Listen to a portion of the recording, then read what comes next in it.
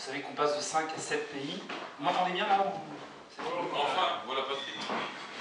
Voilà, donc c'est plutôt une question de durée d'expression. Je vois ce soir, par exemple, pour la première fois, j'ai eu 1 minute 30 d'intervention au lieu d'1 minute.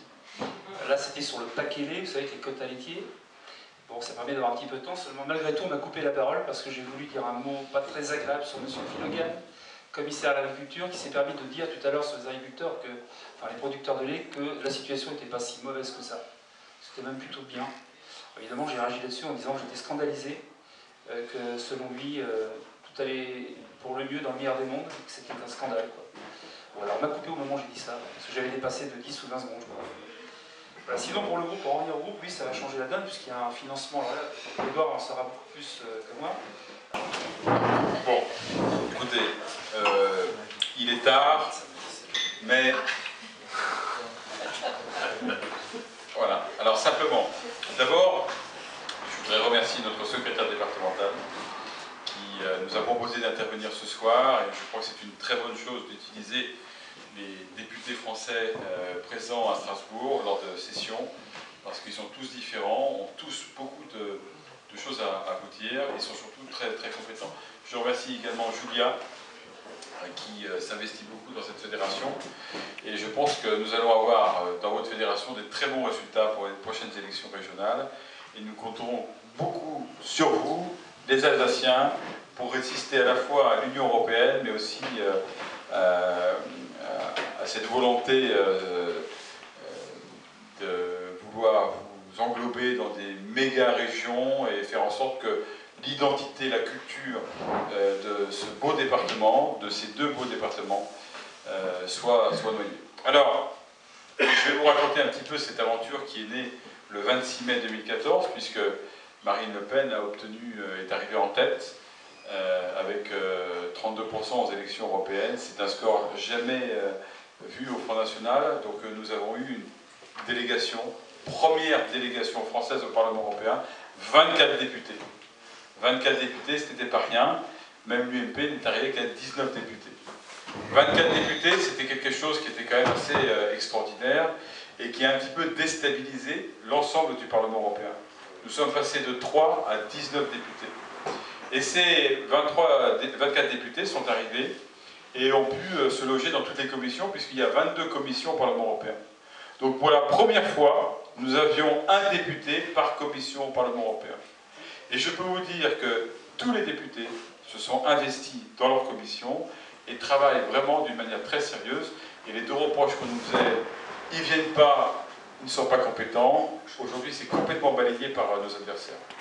Première délégation française, 4e délégation européenne, après les 2 délégations allemandes, une délégation polonaise, sur 28 pays, la délégation du Front National à Rassemblement Bleu Marine est la 4e délégation au Parlement européen. Ce n'est pas rien parce que aujourd'hui, il y a 2 modèles qui s'affrontent. Le premier modèle, c'est une Europe fédéraliste qui cherche à supprimer les États et à faire de l'Europe un ensemble économique dont l'idéal serait le traité transatlantique. Et cette Europe du tout économique, c'est une Europe où le politique est subordonné à l'économie, où l'idée c'est de faire un ensemble de marchandises et vous, un ensemble de consommateurs. L'idée de l'Union européenne aujourd'hui, c'est ça, de faire un axe avec les États-Unis. Et cette idée fédéraliste, c'est Angela Merkel. Angela Merkel est celle qui prône le fédéralisme européen, l'abaissement des frontières, des nations, des identités. Et de l'autre côté, il y a un seul modèle, c'est l'Europe des nations. Voilà, une France forte dans une Europe des nations. C'est un modèle où on dit que la nation est l'élément essentiel de la stabilité des peuples, des économies et du pouvoir politique. Et ce modèle politique est défendu par Marine Le Pen. Donc vous l'avez bien compris, mes amis, il y a 2 modèles qui s'affrontent. D'un côté, celui d'Angela Merkel, une Europe fédérale, et de l'autre côté, une Europe des nations avec Marine Le Pen. Alors Marine, tout de suite, elle nous a demandé d'être efficace. Donc elle nous a demandé ce que je vais résumer dans l'acronyme des 3 C. Premier C, compétence. Il faut que nous allions vers l'excellence, que nous soyons toujours les meilleurs dans nos commissions. Et je peux vous dire que Philippe et moi, on partage la même commission, la commission agriculture, C'est une commission qui est passionnante. Deuxième C, cohérence, cohésion. Cohésion parce qu'il faut que tous les députés travaillent ensemble, mais pas que les députés. Parce que nous sommes 24 députés, mais sachez que nous sommes aussi 100 collaborateurs. Donc vous voyez la machine que c'est. Et troisième C, c'est circonscription. C'est-à-dire que nous sommes les seuls à le faire. Et nous revenons d'ailleurs avec Philippe d'une tournée parlementaire dans le sud-ouest en Aquitaine. Circonscription, c'est-à-dire faire parler dans nos circonscriptions du travail parlementaire que nous faisons ici à Strasbourg et à Bruxelles. Donc les 3 C, c'est très important parce que c'est montrer que nous sommes capables justement de nous investir, mais aussi de le faire savoir. Et avec Philippe, nous avons entamé je crois, 13e déplacement en province. Nous sommes allés partout. Et à chaque fois, nous nous déplaçons avec 3, 4, 5, 6 députés. Nous sommes allés à la foire de Châlons-en-Champagne. À chaque fois, nous partons 2 jours. Le premier jour est réservé aux institutionnels, c'est-à-dire on rencontre le préfet, le directeur de la Chambre d'agriculture, le directeur, le DRAF, le directeur régional des affaires agricoles et alimentaires et de la forêt. On rencontre les chasseurs, et le lendemain, on rencontre les professionnels, toujours sur les sujets agricoles. Mais comme la France est le premier pays agricole d'Europe, de toute façon, c'est toujours intéressant d'aller parce que dans toutes les régions, il y a matière à pouvoir discuter. Nous avons été en Haute-Savoie, nous avons été en Bourgogne, nous avons été en région centre, nous avons été à l'invitation de Marion dans Vaucluse sur le sujet de la fraise. Et la fraise, c'est un sujet qui est très important. Nous avons été la semaine d'avant à Perpignan, la semaine dernière, nous étions en Aquitaine sur les sujets de l'ostréiculture dans le bassin d'Arcachon et sur le sujet de la viticulture à côté de Libourne. Nous continuons, nous avançons. Et voilà, Marine m'a nommé chef de la délégation au Parlement européen, et donc moi je dois mettre en forme tout ce travail, et c'est un travail qui est passionnant, c'est un travail qui est exigeant, mais c'est un travail qui est exaltant. Et je crois que nous n'avons pas démérité. Je vais vous donner quelques chiffres pour que vous compreniez bien ce que nous y faisons. Nous avons fait d'abord 2000 interventions en hémicycle. 2000 interventions en hémicycle en un an, alors que nous étions en catégorie des non-inscrits. À l'époque, nous n'avions pas réussi à former un groupe. Nous avons fait 1200 amendements, c'est-à-dire que sur les projets de directives ou de règlements de résolution, nous avons amendé 1200 fois. Nous avons fait plus de 2000 questions orales, plus de 150 propositions de résolution. Et nous avons fait surtout une motion de censure, la seule motion de censure qui a été présentée au Parlement européen depuis un an, c'est nous avons demandé le rejet de la Commission européenne. Voilà mes amis, c'est un véritable travail, c'est un travail qui est organisé, mais organisé surtout autour de Marine Le Pen. Et je peux vous dire qu'au Parlement européen, Marine est quelqu'un de très respecté et qui suscite une certaine admiration, même chez nos adversaires. Primé depuis le 1er avril 2015 des quotas laitiers, ce qui est une chose terrible. Alors, pas en Alsace, parce qu'en Alsace, vous avez une agriculture qui est différente, mais je pense à un pays comme la Normandie ou la Bretagne, qui sont des grands pays producteurs de lait. C'est catastrophique. Ils licencient, c'est les faillites, parce que ça permettait de protéger un petit peu les producteurs de lait, notamment sur l'écoulement de ce lait.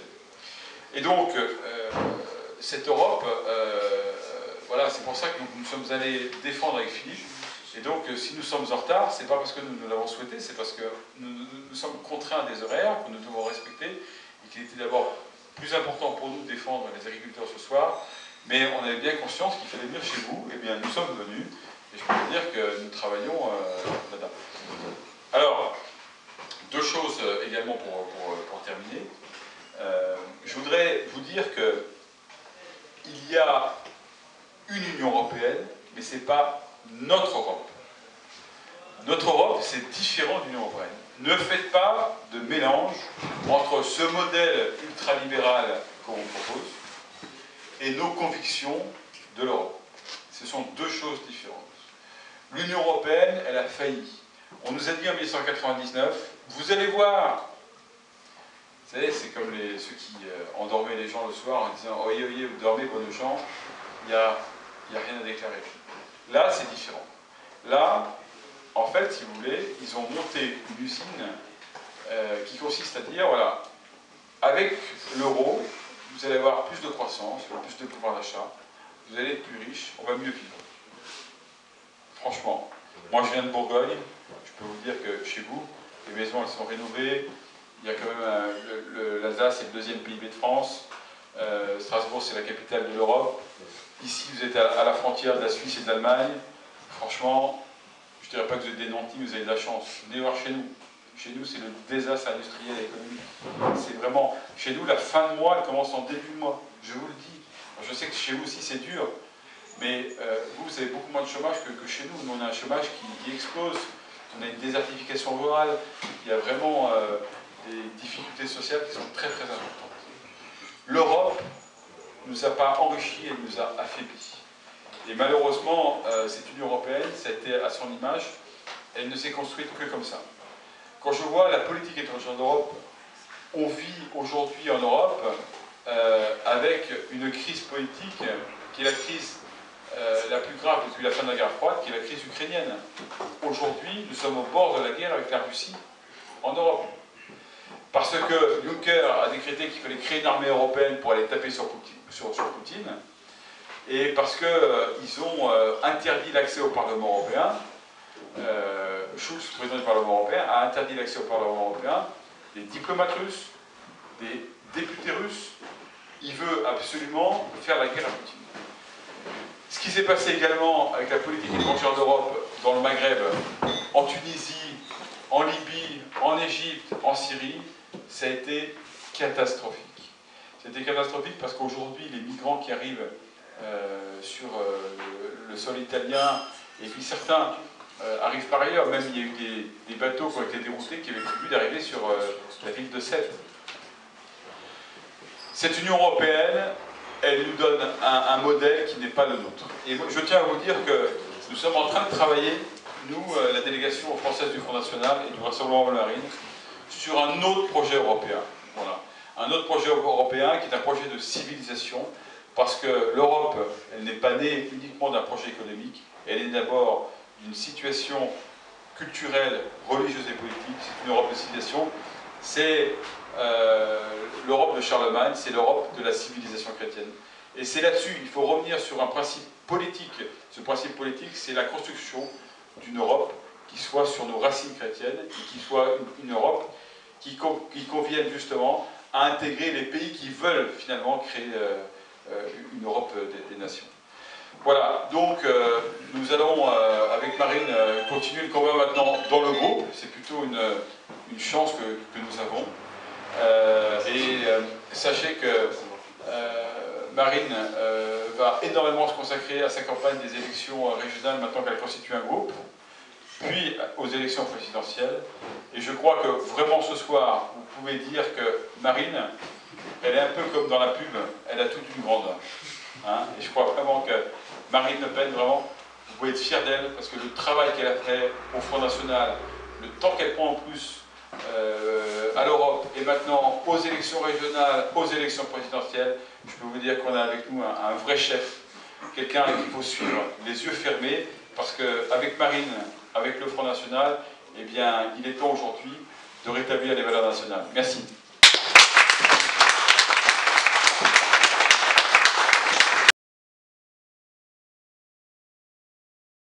C'est long et complexe. Alors c'est vrai que je suis agriculteur, moi à côté de Chartres en Eure-et-Loire, donc agriculteur céréalier. Ce sont, vous savez, les agriculteurs qu'on montre du doigt en disant que ce sont les plus nantis par rapport à l'enveloppe qui est redonnée par la France, que vous savez que dans vos impôts, vous payez lourdement cette construction européenne tous les ans. Et il faut savoir que sur les 21 milliards d'euros qu'on a donnés cette année, Bruxelles redonne à la France 13 milliards d'euros. Et sur ces 13 milliards, 9 milliards 100 millions sont consacrés à l'agriculture. Vous voyez que c'est un poste très important. Alors c'est toutes les cultures confondues, bien entendu. Alors ce traité, c'est lié aussi à la politique agricole commune, hein, c'est la poursuite de cette PAC qui a démarré depuis déjà plus de 40 ans. Celle qui a lourdement sanctionné les agriculteurs, c'est celle de 1992, la PAC 92, où les cours en fait ont énormément chuté. On a donné aux agriculteurs ce qu'on appelle des aides compensatoires, ou compensatrices. C'est-à-dire que les cours se sont rapprochés de ceux des cours mondiaux, et en contrepartie, les agriculteurs ont perçu une prime, comme on dit, mais une prime compensatoire partielle et largement insuffisante pour compenser les baisses de cours. Je vous donne un exemple, par exemple, que je connais bien, les céréales. On vendait environ, à l'époque, en 91, 220 €, on va ramener ça en euros, hein, parce que je crois que maintenant tout le monde s'y est fait. 220 € la tonne, on est passé là, en 92 avec la PAC à peu près à 110 €, et j'arrondis, hein, parce que c'est pas tout à fait ça, et environ 28 à 30 € la tonne de compensation. Vous voyez, on est passé de 220, on est arrivé en gros à 135, 140 €. Vous imaginez bien sûr la perte de revenus. Entre-temps, dans les années suivantes, bien sûr, les charges ont augmenté, comme dans toutes les entreprises d'ailleurs, hein, ce qui fait que la situation des agriculteurs a été dramatique. Alors pour revenir avant de parler de ce traité transatlantique, vous savez que la politique agricole depuis 92, à cause de cette politique, ou grâce à cette PAC, mais enfin moi je pense que c'est plutôt la cause, il y a eu environ 300 règles nouvelles, et il faut savoir que sur ces 300 règles, 25 à 30 sont purement bruxelloises, européennes. Tout le reste, ce sont des règles franco-françaises. C'est-à-dire que les fonctionnaires français, l'État français, pour se faire bien voir de Bruxelles, a cru bon d'en rajouter et nous a donc pondu dans les directives, les a appliquées en fait aux agriculteurs avec des tas de réglementations. C'est ce qu'ils appellent d'ailleurs la simplification administrative, donc complication des dossiers à remplir pour toucher ces fameuses aides. Et je tiens à préciser quand même que les agriculteurs en général n'ont jamais demandé ces aides. Hein. Ce qu'ils veulent en réalité, et j'en fais partie, hein, ce sont des prix rémunérateurs. Ça n'est pas le cas, on donne des aides qui ne sont pas tout à fait justes. C'est vrai que certaines catégories sont plus aidées que d'autres. C'est vrai, ça a été le cas pour l'agriculture céréalière. Mais je vous rappelle que dans l'Europe des 15, la France produisait plus de 50% des céréales de l'Europe des 15. C'est pas rien, c'est normal que l'enveloppe soit plus importante. C'est vrai qu'on a jeté le discrédit et on a stigmatisé les agriculteurs. Enfin, vous savez, les éleveurs se sont plaints des céréaliers parce que les aides étaient plus importantes. Et puis bon, voilà, donc finalement, au final, on s'aperçoit que tout le monde est dans le même panier. Et pour vous donner un exemple, 2009, je ne sais pas si ça vous dit grand-chose, mais il y a eu une chute des cours énorme. Je vais vous donner mon exemple tout simple. Hein. Le coût de production de la tonne de blé à l'époque, en 2009, coûtait 140 €. On a vendu en moyenne dans toute la région centre, donc la Beauce, on va dire, en gros 115 € la tonne. Donc ça vous donne une idée de ce qui s'est passé, en fait, déficit. On a eu la chance que dans les 4 années qui ont suivi, 2010, 2011, 2012, 2013, les cours ont augmenté. Je crois que les médias en ont suffisamment parlé pour le dire, hein, que les céréales avaient fortement augmenté. En fait, on est revenu au prix de 91 plutôt, avant la PAC, mais tout simplement en oubliant de préciser que les charges, comme je vous l'ai dit tout à l'heure, ont largement augmenté. Ce qu'il faut dire aussi, c'est que les exploitations disparaissent les unes après les autres, ce qui fait que les exploitations aujourd'hui sont beaucoup plus grandes. Donc c'est vrai que ça compense et ça permet aux agriculteurs de tenir, enfin, entre guillemets, hein, c'est s'agrandir ou mourir en réalité. Hein. Donc voilà ce que j'avais à dire. Et donc sur ces 300 règles, je vous le dis, hein, à peu près 270 sont purement franco-françaises, avec des tas d'astreintes, des tas de contrôles, avec un système de points qui, si jamais vous ne respectez pas à la lettre toutes les règles, et ça peut arriver de faire des erreurs, hein, c'est tellement complexe, qu'on vous supprime des aides. Alors j'ai eu le cas il y a 3 ou 4 ans, en traitant, je vous explique pour comprendre, il n'y a rien de mieux que de dire, d'expliquer une chose très facile. Je traitais une parcelle de blé avec un produit fongicide pour protéger la culture contre une maladie, et un type est venu en voiture, il s'est arrêté dans le bout au bord de la route, au bord du champ. Il s'est permis bon, il est descendu de sa voiture, il a mis ses bottes quand même, et il est venu me rejoindre en plein champ, et ça m'a obligé de couper, d'arrêter dans mon travail, en plein travail, quoi. Donc j'étais obligé de couper et d'arrêter mon épandage, et il est venu avec un petit appareil contrôlé. Vous savez, ça fait des jets quand on traite dans la plaine. Je ne sais pas si vous avez l'occasion de voir des tracteurs avec une tonne derrière, il y a des grandes rampes qui font 24, 30 ou bien plus large encore, et en fait on pulvérise le produit sur les cultures, et il a contrôlé donc toutes les albus, tous les jets. Et vous savez que, enfin vous ne savez pas, mais quand une albuse a un mauvais débit, ou tout du moins il y a des gouttes qui tombent, et pourtant il y a des anti-gouttes, ça arrive, hein, je veux dire, la mécanique c'est pas toujours facile à régler. Donc j'ai eu une pénalité parce que je crois qu'il y a 2 jets qui fuyotaient un petit peu, quelques gouttes tombées. Donc il m'a mis une amende de 1200 €. Enfin, j'étais condamné pour 1200 € d'amende. Il ne s'est pas excusé de m'avoir interrompu au plein travail. Je lui ai dit que c'était pas très correct de sa part, parce qu'il n'y a pas plus. Enfin voilà, ce genre de choses, contrôle des semences, contrôle des parcelles, des superficies, des bords, enfin de tout un tas de choses comme ça, j'en passe et des meilleurs. En fait, c'est une forme d'humiliation. On humilie les agriculteurs, c'est pareil pour les éleveurs bovins, les producteurs de lait, les viticulteurs, etc. Donc tout ça, c'est pas vraiment, c'est pas fait pour encourager notamment les jeunes à s'installer. C'est plutôt décourageant. Quant au traité transatlantique pour y venir, donc vous voyez que les conditions sont complexes. Je vais assez vite parce que sinon ça peut durer des heures et ça ne va pas vous passionner plus que ça. Donc ce fameux traité transatlantique, le problème c'est que les Américains ont des normes totalement différentes des nôtres. Elles sont beaucoup plus souples. La traçabilité, l'étiquetage pour les Américains, ça ne veut rien dire. Ça n'a pas d'intérêt. Alors que chez nous, vous savez que les contrôles sont très astreignants, c'est les contrôles drastiques qui sont mis en place. Donc, et aussi, je tiens à préciser, la France, les agriculteurs français produisent de la qualité dans tous les domaines de production. Donc évidemment, la différence est de taille avec les taxations douanières dont tu parlais tout à l'heure, puisqu'eux ils veulent les supprimer. Bon, si le traité transatlantique est signé, je pense que parmi vous, beaucoup d'entre vous mangent de la viande bovine. Eh bien, à partir de cette signature, si elle se fait, vous ne mangerez plus de viande bovine française. Comme tu l'as dit tout à l'heure, ce sera de la viande aux hormones américaine, bien sûr des OGM. On est déjà assez bien envahi par ces produits OGM de la part des États-Unis, mais là ça va aller en s'empirant, bien entendu. Le poulet lavé aux hormones, etc., etc. Donc la malbouffe va se mettre en place, elle est déjà en place, mais ça va s'accentuer. Et c'est, je dirais, la mort annoncée garantie de l'agriculture française en matière d'élevage bovin, mais dans tous les domaines quasiment. Bon, c'est pour moi une catastrophe, et effectivement, tous les agriculteurs français ne sont pas très au courant et très au fait de ce qui les attend, parce que je pense que d'abord on leur ment. Il faut bien savoir qu'au Parlement, je pense qu'Edouard ne contredira pas, on nous ment systématiquement. Je vous parlais tout à l'heure du commissaire Philogan, qui a dit que la situation des producteurs de lait n'était pas si mal que ça, au contraire, même plutôt bien. Bon, bah, si les éleveurs français écoutaient ça, même les Européens en général, je crois qu'ils seraient outrés avec cette suppression des quotas. Oui, une question ? Mon père est producteur laitier, il lui donne entre 20 et 25 centimes le litre de lait. Ouais. Alors que c'est du lait bio, et le lait bio est vendu en magasin entre 1 € et 1,50 € le litre. Voilà. Est-ce que vous parliez pour le traitement des prés? On nous a imposé d'avoir plus de 4 fleurs dans le centre de pré, ce qui est impossible quand on purine les prés, qu'on veut enrichir la terre pour avoir une meilleure production pour l'herbe, pour avoir du foin ou du regain. Il nous impose plusieurs fleurs, ce qui est impensable. Alors on voit des aides sucrées par l'Union européenne, justement. Parce que condamner au levier encore plus soudainement en montagne. Ce sont des technocrates qui n'ont pas le sens de la réalité, qui n'ont pas les pieds sur terre en réalité, qui ne connaissent pas le travail de terrain, et c'est pour ça que c'est catastrophique. Et incohérent en même temps. Là par exemple, Bruxelles propose dans les années à venir, proches, d'emblaver 80% de la superficie des 28 pays européens, de les emblaver en culture biologique. Parce que les gens qui pondent ces réglementations ne sont pas sur le terrain. Ils ne connaissent pas la réalité du terrain, c'est ça qu'il faut dire. Mais c'est pareil dans toutes les cultures, dans tous les domaines, dans toutes les modes de culture.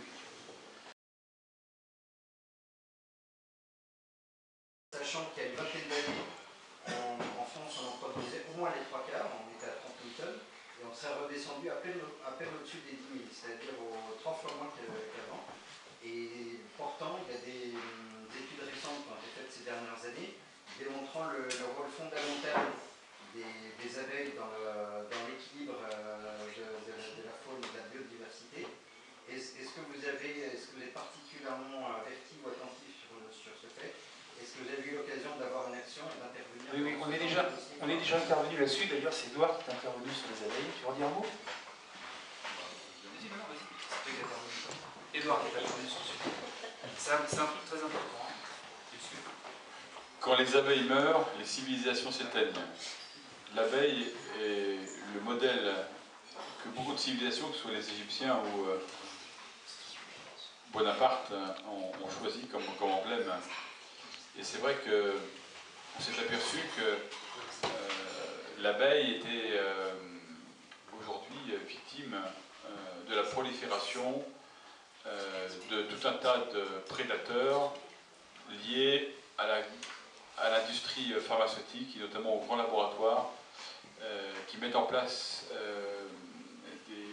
des modes de culture qui visent, avec leurs produits, à éradiquer les abeilles, notamment la firme Monsanto. Ce que je voudrais dire, c'est que, bien sûr qu'on est vigilant, notamment sur les abeilles, ce n'est pas anecdotique les abeilles, on défend les abeilles. Et d'ailleurs, lorsque je suis intervenu, je leur ai dit, vous pourriez prendre modèle sur le mode d'organisation des abeilles, parce que je pense que ça pourrait donner beaucoup d'idées au Parlement européen. Simplement, ce que je voulais vous dire également, c'est qu'il y a une volonté délibérée, pour répondre à monsieur sur la paysannerie, de détruire les fondements même de notre civilisation, les trois forces du conservatisme. D'abord, détruire la propriété. Aujourd'hui, quand vous êtes propriétaire, eh bien, vous êtes certainement un exploiteur. Ensuite, détruire la famille. Et on l'a bien vu avec tout ce qu'on nous propose aujourd'hui, notamment des choses horribles, comme le plus mauvais film d'horreur aurait pu proposer la GPA. Et détruire la paysannerie. Aujourd'hui, il y a un paysan par jour qui se suicide en France. Il y a plus de 400 suicides. En fait, c'est plus que ça, en fait, c'est déguisé. Il y a au moins un suicide par jour. C'est souvent confondu avec des accidents, mais en réalité, non. Ce sont des suicides clairs et nets. C'est un suicide par jour, il faut le savoir, au moins. Et donc, la paysannerie, c'est une force politique, qui est une force politique conservatrice, avec lesquelles ils veulent en découdre. En fait, aujourd'hui, vous avez deux grands modèles d'organisation de l'agriculture. Vous avez un modèle européen, un modèle français, un modèle ancestral, qui a été sur un modèle de polyculture. Un modèle sur des fermes familiales, dont la taille aussi autour de, environ en moyenne en France, c'est autour de entre 25 et 50 hectares. Et puis, vous avez un nouveau modèle que veulent nous imposer les Américains, notamment l'ancien commissaire européen Barroso. C'est un modèle qui consiste à faire venir les grandes industries, les grandes firmes pharmaceutiques américaines qui produisent des semences, qui produisent une agriculture intensive, une agriculture de monoculture, une agriculture qui vise à imprimer en France la marque des OGM. Une agriculture où le paysan ne serait plus propriétaire de ses semences, plus propriétaire de ses terres, plus propriétaire, parce qu'il voudrait faire des modèles à l'Ukraine, des grands modèles soviétiques de kolkhoz, qui viseraient à faire une agriculture industrialisée, dont l'image serait peut-être également la ferme des 1000 vaches. Voilà, vous avez ces deux modèles, mais on y court. On y court. Aujourd'hui, il est clair que le modèle américain d'une agriculture intensive, avec uniquement des paysans qui seraient des salariés à la botte de firmes américaines pharmaceutiques, c'est le modèle que souhaite, et dont Philippe parlait tout à l'heure. Voilà. Donc nous nous battons, nous, avec Philippe. Je peux vous dire que, je vais vous donner une anecdote, l'autre fois il y avait un expert, soi-disant un expert, qui venait de l'INRA, donc un Français qui arrive à Bruxelles, et il commence, quelquefois il nous présente en commission des experts. Alors, les experts, c'est ce que c'est qu'un expert, moi je ne sais pas ce que c'est, mais eux le savent. Et donc l'expert arrive, donc il est français, professeur d'université, et il commence à intervenir 2 minutes en français, et puis après, donc il y avait quand même 300 personnes dans la salle, hein. Il dit, bon, bah, maintenant je vais intervenir en anglais. Alors j'y fais, bah, si c'est ça, je m'en vais. Donc je me lève, donc je crie bien fort, et puis je commence à rassembler les affaires, et puis il me dit, mais ça vous dérange que je parle en anglais? Oui monsieur, parce que vous êtes français, et je considère que la France est un des 3 pays fondateurs de l'Europe, et qu'à ce titre-là, on pourrait au moins respecter l'esprit de la construction européenne. Alors il me regarde et il me dit, mais attendez, moi j'ai demandé au secrétaire de la commission de l'agriculture, on m'a dit que la langue de travail c'était le français. Alors je lui dis, ben, si c'est ça, vous me confirmez bien, moi je m'en vais. Et le président de la commission prend la parole et il dit, mais monsieur Ferrand, c'est pas vous le président. Autrefois on avait un président qui était français parce que l'agriculture était un peu la chasse gardée des Français, maintenant c'est un président qui est polonais. Et l'intervenant, le professeur d'université, voyant que bah, finalement, c'est vrai que c'était complètement débile de parler anglais alors qu'il était français dans une soi-disant Europe qui était construite notamment par les Français, il dit, bah, écoutez, monsieur Ferrand, j'ai préparé tous mes documents en anglais, mes slides, etc. eh bien je vais parler pour vous en français. Voilà. Alors c'est une petite victoire, si vous voulez, mais partout, pied à pied, il faut imposer justement le fait que la France est un grand pays, une grande nation dont on peut être fier, et qu'il faut la respecter, même au Parlement européen.